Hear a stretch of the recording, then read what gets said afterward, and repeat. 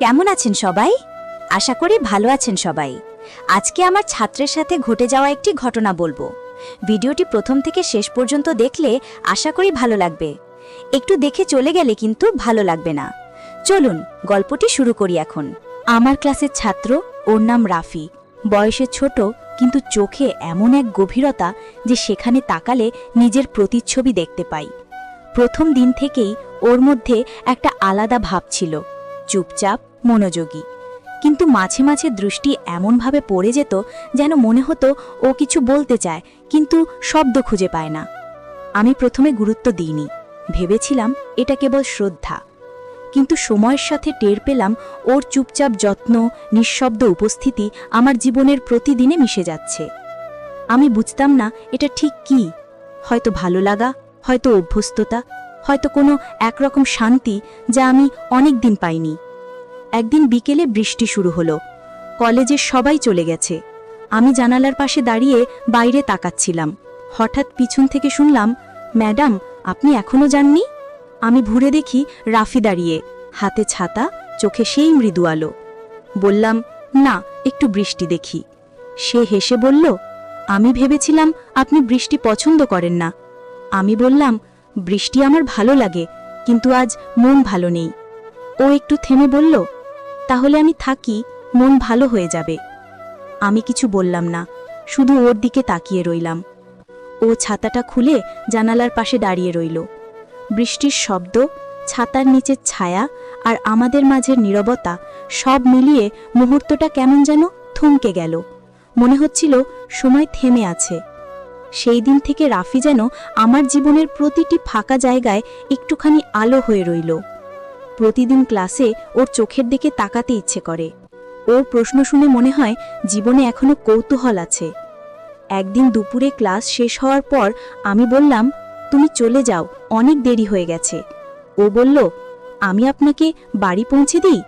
আমি বললাম, না, দরকার নেই। কিন্তু ওর সেই দৃঢ় দৃষ্টি আমাকে না বলতে দিল না। পথে হাঁটতে হাঁটতে ও নানা কথা বলছিল, আমি শুনছিলাম। মনে হচ্ছিল বহুদিন পর কারো সঙ্গে এমন করে কথা বলছি। এমন এক শান্ত অনুভব হচ্ছিল যেন পৃথিবীর কোনো তাড়া নেই। সেই দিন বাসায় ফিরে মনে হচ্ছিল সারা দিনের ক্লান্তি উবে গেছে। পরদিন সকালে ক্লাসে ঢুকে ওর মুখ দেখেই হাসি চলে এলো। ও জিজ্ঞেস করল, আপনার মন আজ ভালো? আমি বললাম, হ্যাঁ, একটু ভালো। ও হেসে বলল, তাহলে আমার কাজ হয়েছে? আমি বললাম, কাজ? ও বলল, আপনার মন ভালো রাখাই আমার কাজ। আমি চুপ করে গেলাম, কিন্তু ভেতরে কোথাও একটা নরম আলো জ্বলে উঠল। সেই আলোই দিন দিন আমার জীবনকে বদলে দিল। ও এখন শুধু ছাত্র না, যেন এক অদ্ভুত ঘনিষ্ঠতার জায়গা হয়ে গেছে আমার কাছে। তবু আমি জানি সীমারেখা আছে। আমি শিক্ষক, সে ছাত্র, কিন্তু মনের কথা কে থামায়? একদিন দুপুরে আমি ক্লাসে ওকে বললাম, এই শুক্রবার কলেজে ছুটি, তুমি কি করবা? ও বলল, আপনি? আমি বললাম, বাড়িতে থাকব। ও বলল, আমি একটা সিনেমা দেখতে যাব, আপনি কি সিনেমা দেখেন না? আমি একটু হেসে বললাম, অনেক বছর দেখি না। ও বলল, তাহলে চলেন একসাথে দেখি, আমি আপনার জন্য টিকিট রাখব। আমি অবাক হয়ে তাকালাম, বললাম, এভাবে ঠিক নয়। ও বলল, শিক্ষক ছাত্রও তো মানুষ, আনন্দ করা দোষের নয়। আমি চুপ করে গেলাম, কিন্তু মনে হচ্ছিল ওর কথায় একরকম সত্য আছে। সেই দিন সন্ধ্যায় বারবার ভাবছিলাম, যাব কি না। শেষে জানি না কেন রাজি হয়ে গেলাম। সিনেমা হলে গিয়ে দেখি ও আগেই বসে আছে, পাশে খালি সিট। আমি গিয়ে বসলাম। ও কিছু বলল না, শুধু বলল, আপনি এসেছেন, ধন্যবাদ। আলো নিভে গেল। পর্দায় ছবি চলছে, কিন্তু আমার চোখ বারবার যাচ্ছিল পাশে বসা ছেলেটার দিকে। ওর চোখে যেন এক শান্ত নীরবতা। সিনেমা শেষ হওয়ার পর আমরা দুজনেই কিছু বলিনি, শুধু বের হয়ে হালকা বৃষ্টির মধ্যে হাঁটছিলাম। ও বলল, আজকের রাতটা আমার মনে থাকবে। আমি বললাম, আমারও। তারপর বাড়ি ফিরে অনেক রাত পর্যন্ত ঘুম আসেনি। বারবার মনে হচ্ছিল জীবনের একঘেয়ে গল্পের ভেতর নতুন একটা অধ্যায় শুরু হয়ে গেছে। আমি জানি না এর নাম কি, ভালো লাগা না মায়া। শুধু জানি রাফি এখন আমার প্রতিদিনের অংশ, যাকে ছাড়া একদিনও কল্পনা করা কঠিন। সেদিনের পর থেকে রাফি যেন আরও বদলে গেল। আগে যেখানে শুধু প্রশ্ন করত, এখন মাঝে মাঝে আমার চোখের দিকেও তাকিয়ে থাকে। আর আমি সেই দৃষ্টির ভেতর কিছু খুঁজে পাই যা ব্যাখ্যা করা যায় না। হয়তো কোনো নিঃশব্দ ভালোবাসা, হয়তো শ্রদ্ধার অতীত কোনো টান। ক্লাসে যখনও কিছু জিজ্ঞেস করে, আমি বোর্ডে লিখতে লিখতে বুঝতে পারি ওর দৃষ্টি আমার প্রতিটি চলনের সঙ্গে জড়িয়ে আছে।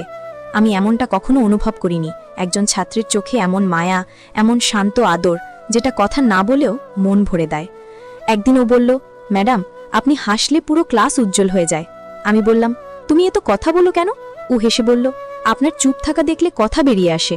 আমি কিছু বলিনি, শুধু মনে মনে ভাবলাম এই ছেলেটার কথাগুলো কেমন যেন হৃদয়ের ভেতরে ঢুকে যায়। তারপর একদিন সকালে দেখি ক্লাসে আমি ঢোকার আগেই ও এসে টেবিলের পাশে ফুল রেখে গেছে। ছোট্ট একটা কার্ডে লেখা, আপনার দিনটা যেন সুন্দর হয়। আমি কিছু বলিনি, শুধু ফুলটা টেবিলে রেখে সারা দিনের ক্লাস নিলাম। কিন্তু মনটা বারবার সেই ফুলের দিকে যাচ্ছিল। সেদিন বাসায় ফিরে ফুলটা পানিতে রাখলাম, মনে হচ্ছিল যেন কোনো প্রিয় স্মৃতি সাজিয়ে রাখছি।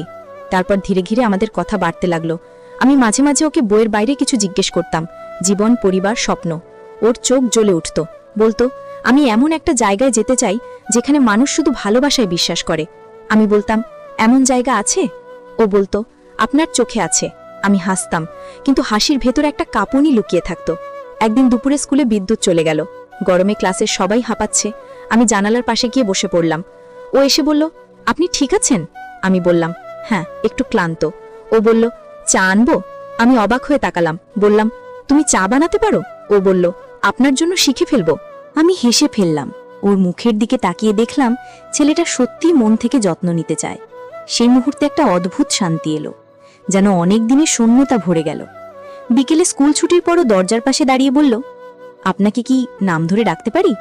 আমি থেমে গেলাম, বললাম, না, আমি তো তোমার শিক্ষক। ও বলল, শুধু নামটা বললে আমি খুশি হই। আমি একটু হেসে বললাম, তুমি আজব। ও বলল, তবুও বলুন না।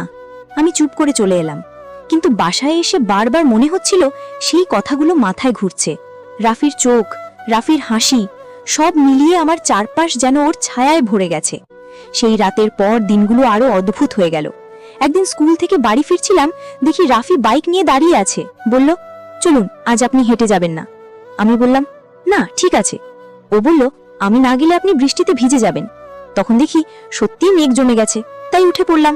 রাস্তা ভিজে, বাতাসে ভেসে আসছে কাঁচা মাটির গন্ধ। আমি পেছনে বসে আছি, বাতাসে ওর চুল উঠছে। মনে হচ্ছিল পৃথিবী থেমে গেছে। শহরের ভিড়, শব্দ কিছুই কানে আসছে না, শুধু আমাদের নিঃশ্বাসের শব্দ। একটা সময় বললাম, তুমি কি ভাবছো? ও বলল, আপনাকে। আমি হেসে বললাম, তোমার ভাবার আর কেউ নেই? ও বলল, থাকলে বলতাম না। আমি চুপ করে গেলাম, কিন্তু মনের ভেতর কোথাও যেন ঢেউ খেলতে লাগলো। সেই দিন থেকে প্রায় প্রতিদিনই ও আমাকে পৌঁছে দেয়। কখনো কথা হয়, কখনো শুধু নীরবতা, কিন্তু সেই নীরবতাও কত মিষ্টি। একদিন আমি বললাম, তুমি এভাবে আমার জীবনে কেন এত জায়গা নিচ্ছ?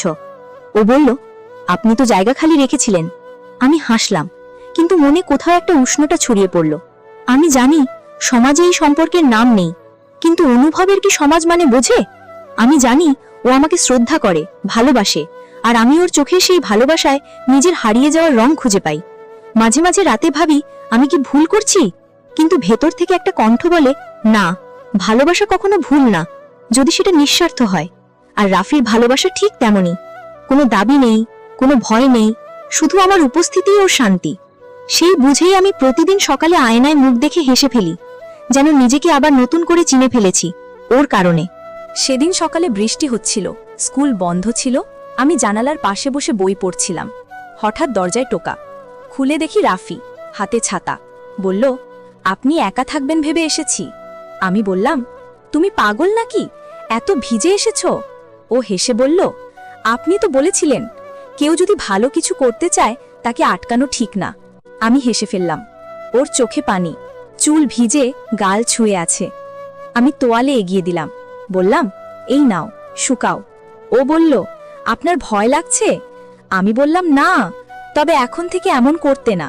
ও শান্তভাবে বলল, ঠিক আছে, তবে আজকের দিনটা আমার। আমি বললাম, মানে? ও বলল, আমি রান্না করব, আপনি শুধু গল্প বলবেন। আমি অবাক হয়ে বললাম, তুমি রান্না জানো? ও বলল, আপনার জন্য শিখেছি। আমি হেসে উঠলাম। তারপর রান্নাঘরে গিয়ে দেখি সত্যিই কাজ করছে। মাঝে মাঝে তাকিয়ে বলছে, আপনি হাসলে মনে হয় সবকিছু সহজ। আমি চুপ করে তার কাজ দেখা শুরু করলাম। ভেতরটা হালকা লাগছিল। হয়তো এটাই মায়া, হয়তো এটা ভালো লাগা, কিন্তু এর নাম কি জানি না। দুপুরে খাওয়ার সময় ও বলল, আপনার চোখে এক ধরনের একাকিত্ব দেখি। আমি থেমে গেলাম। বললাম, সবার চোখেই কিছু না কিছু একা থাকে। ও বলল, তবে কেউ কেউ সেটা লুকাতে পারে না। আমি কিছু বলিনি, কিন্তু মনে হচ্ছিল ও আমার মনের কথাগুলো পড়ে ফেলছে। তারপরও বই খুলে পড়তে লাগলো। আমি বললাম, তুমি চুপচাপ হলে চিন্তা হয়। ও বলল, আপনাকে দেখলে মন শান্ত হয়ে যায়। আমি কিছু বলিনি, শুধু জানালার দিকে তাকিয়ে ভাবলাম, হয়তো এই ছেলেটার উপস্থিতিই আমার শান্তির কারণ। বিকেলেও বলল, চলুন সিনেমা দেখি। আমি বললাম, না, স্কুলের কাজ আছে। ও বলল, আজকের দিনটা আমার বলেছিলাম। আমি অবশেষে রাজি হলাম। পুরনো একটা সিনেমা চালালাম। বসার ঘরে হালকা আলো, জানালার ফাঁকে বৃষ্টির শব্দ। সিনেমায় পুরনো গান বাজছে। আমি হালকা হেসে বললাম, এই গানটা ছোটবেলায় শুনতাম। ও বলল, তাহলে গানটা আজ থেকে আমার প্রিয়। আমি ওর দিকে তাকিয়ে চুপ করে গেলাম। সময় যেন থেমেছিল, শুধু বাইরে বৃষ্টি আর দুজনের নিঃশব্দ বোঝাপড়া। সিনেমা শেষ হতে হতে সন্ধ্যা। ও বলল, আজকের দিনটা মনে থাকবে। আমি বললাম, আমারও। সেই রাতে ঘুম আসেনি। বারবার মনে হচ্ছিল ওর হাসি, ওর কথা, সবকিছু ঘুরছে মাথায়। কিন্তু একই সঙ্গে ভয়ও হচ্ছিল, এই অনুভূতি কি ঠিক? কিন্তু যত ভাবি তত মনে হয় এতে কোনো ভুল নেই। এ শুধু মন ছুঁয়ে যাওয়া ভালো লাগা, যা কাউকে আঘাত করে না, বরং জীবনকে আলাদা রং দেয়। পরদিন ক্লাসে ও এসে শান্তভাবে বই খুলে বসে। আমি পড়াতে পড়াতে মাঝে মাঝে থেমে যাই। মনে হয় এই ছেলেটা আমার জীবনের এক নিঃশব্দ অধ্যায়, যাকে না বললেও সব বলা হয়ে যায়। একদিন ছুটির পর স্কুলের সামনে বসেছিলাম। ও এসে বলল, আপনার কি কখনো ভয় হয়? আমি বললাম, কোনো কিছু হারানোর? ও বলল, আমাকে হারাতে ভয় পান? আমি চুপ। তারপর বললাম, তুমি এখনো ছোট, বুঝবে না। ও বলল, ছোট হলে মানুষ ভালোবাসতে জানে না। আমি কিছু বললাম না, শুধু বললাম, চলো, আজ তোমার প্র্যাকটিস আছে।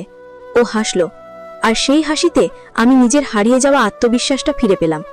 বুঝলাম, ভালোবাসা সবসময় একসাথে থাকার নাম নয়। কখনো কখনো এটা এমন এক উপস্থিতি যা নিঃশব্দে পাশে থাকে, কাউকে বদলে দেয়। আমি জানি না রাফি কিভাবে দেখে আমাকে, কিন্তু আমি জানি ওর চোখে আমি ভালো মানুষ হয়ে উঠেছি। সেটাই তো ভালোবাসার সবচেয়ে সুন্দর দিক, তাই না? দিনগুলো কেটে যাচ্ছিল। স্কুলে এখন আমার সবচেয়ে শান্ত সময় কাটে রাফির সঙ্গে। ও এখন শুধু আমার ছাত্র নয়, বরং আমার এক ধরনের প্রেরণা, যে আমাকে প্রতিদিন মনে করিয়ে দেয় মানুষ আসলে কতটা সুন্দর হতে পারে। আমি সকালে স্কুলে ঢুকলেই ও জানালা খুলে দেয়, চায়ের কাপটা টেবিলে রাখে, যেন বুঝে গেছে আমার কোন সময় কেমন লাগে। একদিন আমি ক্লাসে ওকে বললাম, তুমি জানো, শিক্ষকরা মাঝে মাঝে নিজেরাই শেখে ছাত্রদের কাছ থেকে। ও অবাক হয়ে বলল, আমি কিছু শেখাতে পারি? আমি বললাম, হ্যাঁ, তুমি শেখাও কিভাবে মন ভালো রাখা যায়। ও হেসে মাথা নিচু করল। তারপর থেকে আমাদের সম্পর্কটা হয়ে উঠল অনেক সহজ, অনেক নরম। একদিন বিকেলে ক্লাস শেষে আমি অফিসে বসে কাজ করছিলাম। রাফি দরজার পাশে দাঁড়িয়ে বলল, আজ আপনি একটু ক্লান্ত মনে হচ্ছে। আমি বললাম, অনেক কাজ, তাই হয়তো। ও বলল, আমি সাহায্য করতে পারি? আমি বললাম, তুমি তো আমার ছাত্র, এসব তোমার কাজ না। ও হেসে বলল, আপনি তো বলেছিলেন ভালো কাজের কোনো সীমা নেই। আমি তাকিয়ে হাসলাম। মনে হচ্ছিল এই ছেলেটার কথায় একটা সরল জ্যোতি আছে, যেটা মন ছুঁয়ে যায়। সেদিন রাতে বাসায় ফিরে অনেক ভেবেছিলাম। রাফি আমার জীবনে যেন একটুখানি আলো হয়ে এসেছে। আমি যখন ভাবতে ভাবতে হারিয়ে যাই, তখনই ফোনে মেসেজ আসে, আপনি খাবার খেলেন? আমি শুধু হ্যাঁ লিখে পাঠাই, কিন্তু মনে হয় এই ছোট্ট প্রশ্নটাই যেন পৃথিবীর সবচেয়ে যত্নশীল যত্ন। পরদিন স্কুলে গিয়ে দেখি ও বোর্ডে লিখে রেখেছে, প্রতিদিন কিছু শেখা মানেই বাঁচা। আমি ওর হাতের লেখাটা দেখেই বুঝে ফেলি ওর মন এখন আরও পরিণত হচ্ছে। ওর ভেতর যে ভালোবাসা আছে তা এখন আর শুধু আমার প্রতি নয়, জীবনের প্রতিটা সুন্দর জিনিসের প্রতি। একদিন আমি ওকে বললাম, তুমি ভবিষ্যতে কি হতে চাও? ও বলল, ভালো মানুষ। আমি বললাম, তুমি তো ইতিমধ্যেই তাই। ও বলল, আপনার জন্য। আমার বুকের ভেতর কেমন যেন নরম একটা কৃতজ্ঞতা জমে গেল। বিকেলে বৃষ্টিতে আমরা স্কুলের বারান্দায় দাঁড়িয়েছিলাম। আমি বললাম, দেখেছো বৃষ্টি কেমন করে পুরনো ধুলো ধুয়ে দেয়? ও বলল, মানুষের মনও কি এমনভাবে পরিষ্কার হতে পারে? আমি বললাম, হয়, যদি কেউ চায়।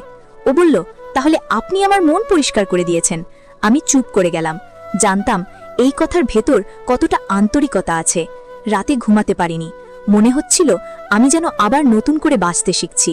একদিন সকালে ওর মা স্কুলে এলেন, বললেন, ম্যাডাম, রাফি এখন অনেক বদলে গেছে, আপনাকে অনেক শ্রদ্ধা করে।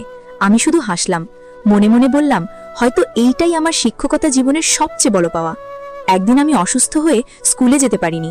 দুপুরে দরজায় টোকা, দেখি রাফি দাঁড়িয়ে, হাতে ফল আর বই। বলল, আপনাকে ছাড়া ক্লাসটা ফাঁকা লাগে। আমি হেসে বললাম, তুমি তো এখনো ছোট। ও বলল, তবু যত্ন নিতে পারি। সেই মুহূর্তে বুঝেছিলাম ভালোবাসা মানে কারো পাশে থাকা যখন কেউ পাশে থাকে না। পরদিন স্কুলে গিয়ে দেখলাম ওর চোখে চিন্তা। বলল, আপনি এখন ভালো? আমি বললাম, হ্যাঁ, তোমার জন্য। ও হেসে বলল, তাহলে আমিও ভালো। আমি বুঝতে পারলাম এই ছেলেটার ভালোবাসা এমন যা দাবি করে না, শুধু দেয়। হয়তো এই ভালোবাসাই মানুষকে বড় করে। দিনগুলো কেটে যাচ্ছিল এমনভাবেই। আমি এখন অনেক বেশি শান্ত। রাফি আমার জীবনের সবচেয়ে কোমল জায়গায় জায়গা করে নিয়েছে, যেখানে ভয় নেই, শুধু স্নেহ, শ্রদ্ধা আর অনন্ত মমতা। মাঝে মাঝে ভাবি, আমার জীবনের সবচেয়ে বড় পাওয়া হয়তো এই অনুভূতিটাই, যেখানে আমি কাউকে শেখাতে গিয়ে নিজেই শিখে ফেলেছি ভালোবাসা মানে কিভাবে মনকে নরম রাখে।